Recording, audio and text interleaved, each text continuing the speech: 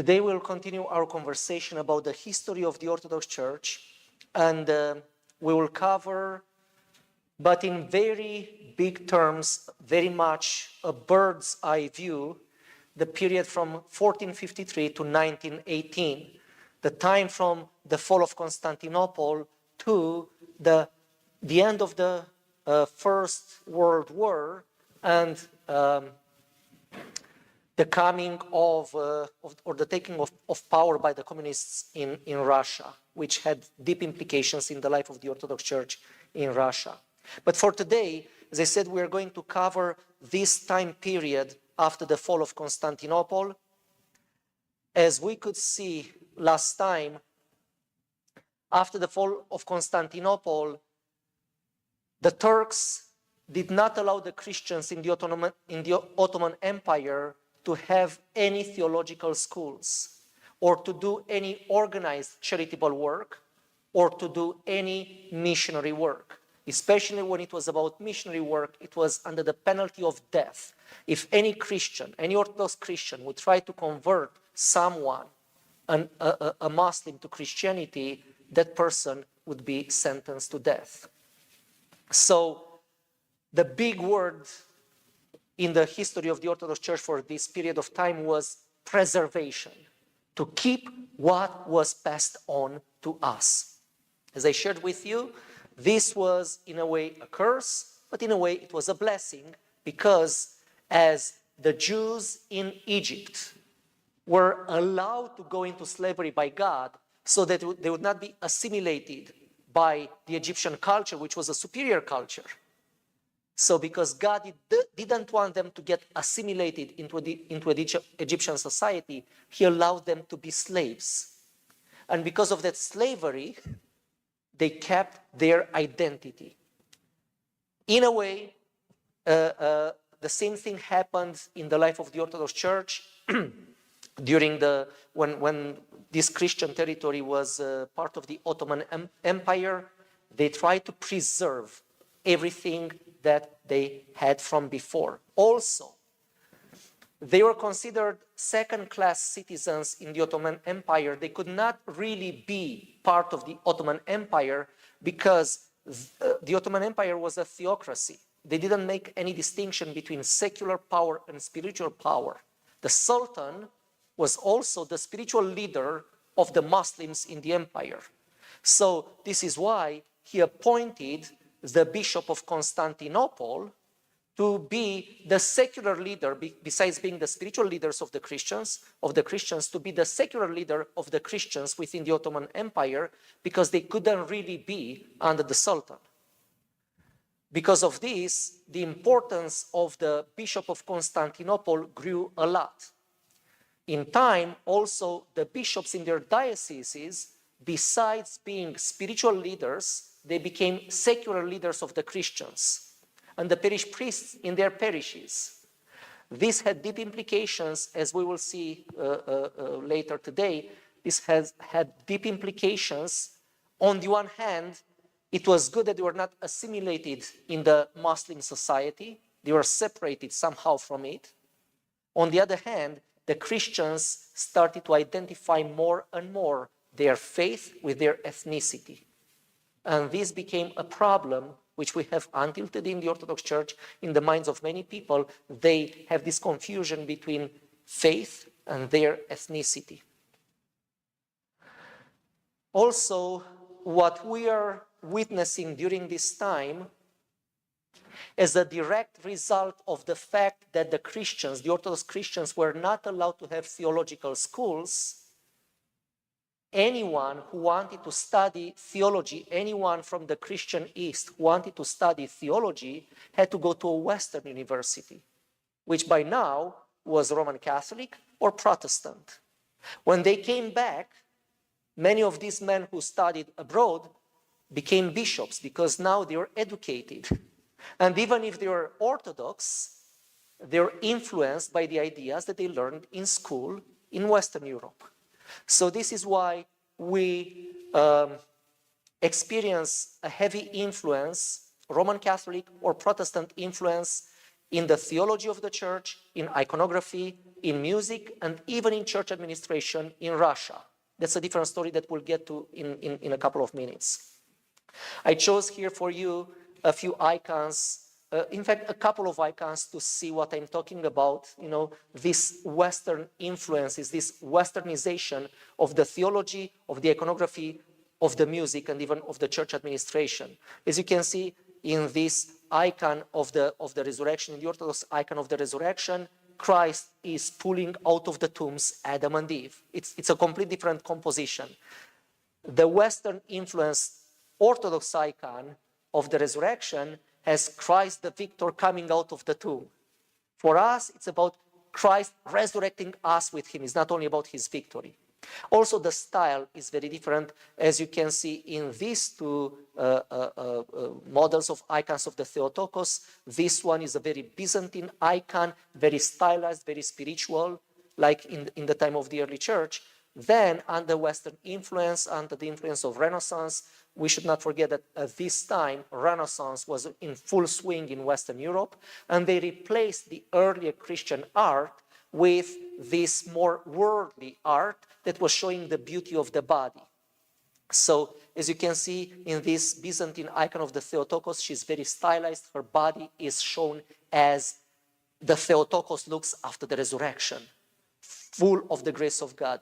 This other one looks a lot more human, a lot more rosy, rosy cheeks and everything, because it is influenced by Renaissance and by the Western art. So this is what was happening in the Balkans and in the Middle East during this time. In Russia, we had a different development. Patriarch Nikon was one of the leaders of the Orthodox Church in Russia at this time, and the Russians inherited from the Byzantines, from whom they imported the Orthodox Church. They inherited the same idea of this symphony between the secular power and the spiritual power, between the emperor and the patriarch. So Patriarch Nikon had this idea, but he wanted the church to have more power. And he got into a conflict with the Tsar of the time, with the Russian emperor at the time. And when Peter the Great became the emperor of the Russian Empire, he didn't appoint another patriarch because he didn't want to have an opponent anymore. And for about 200 years, the Orthodox Church in Russia did not have a patriarch. Peter the Great, as you can see in these two images, this is a depiction, a historical depiction of Patriarch Nikon. So this happened in the late 1600s, early 1700s. So Patriarch Nikon was looking very much like a traditional Russian of the time. Big beard, long hair, okay? Peter the Great, no beard, and shorter hair, because he was a big admirer of everything Western. And he even forced the nobility of Russia at the time to shave their beards and to cut their hair and to adopt everything Western. And he adopted everything Western. He imposed Western administration even on the life of the church. For 200 years, from 1700 until 1917, the Orthodox Church in Russia did not have a patriarch. It was led by a kind of a council of bishops, lay people, and married priests, following a Protestant model. So this created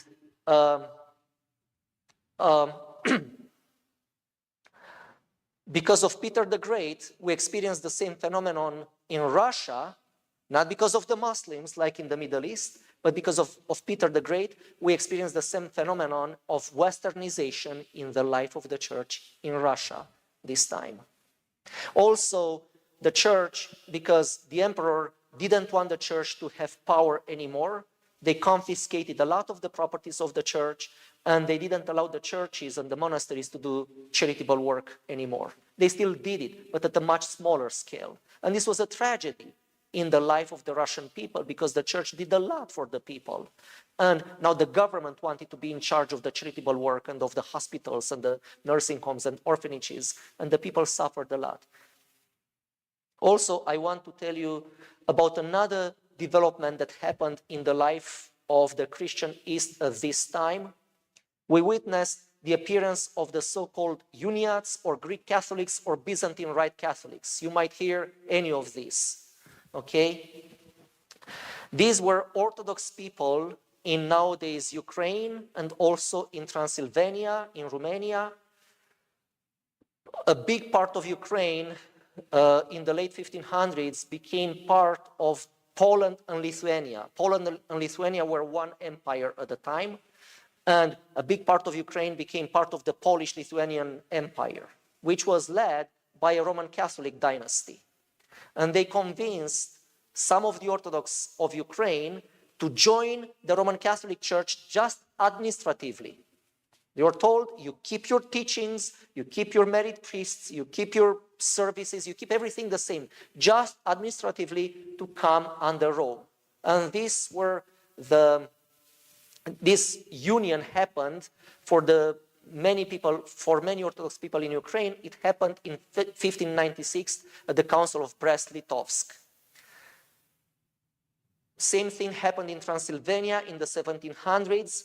Of course, what happened in time, because these Orthodox Christians didn't attend councils of the Orthodox Church anymore, because they didn't stay in touch with the Orthodox world anymore, but now they stayed in touch with the Roman Catholic world, they adopted more and more Roman Catholic teachings and practices. Nowadays, they still exist, and they're somewhere in between. You know, it's interesting to see how their services are very much like the Orthodox services, but with some Roman Catholic influences. And their teachings are the same. You know, they are somewhere in between. So in spite of these westernizations, in spite of the fact that in the Middle East the church was not allowed to have theological schools, in spite of the fact that in Russia the government, the empire, really tried to take over the church, the Holy Spirit was at work. And it was interesting to see how a very important spiritual revival happened during this time of persecution. In Greece, in the second half of the 18th century, the so-called Kolivades movement took place. It was a movement for spiritual revival, to receive Holy Communion a lot more frequently. At the time, many of the Greeks would receive Holy Communion only maybe two, 3 times a year. Because of this movement, the Greeks started to receive Holy Communion more often. Also, in 1782, a major event happened. St. Macarius and St. Nicodemus, the Agurite, published the Philokalia for the first time. What they did, they put together a collection of writings of the Holy Fathers from the time of the early church until their time. And they put together this Philokalia. Philokalos means a lover of beauty.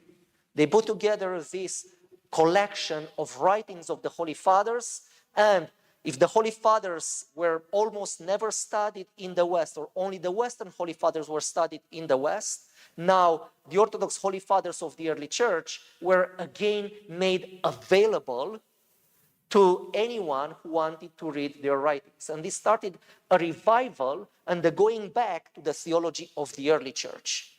So this counteracted that Western influence in the theology of the church. St. Cosmas the Aetolian was a monk who in the 1700s became an itinerant preacher.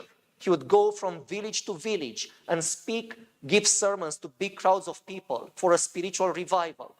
Now, like St. Cosmas Ayatollahs, he didn't make a distinction between the faith and the ethnicity.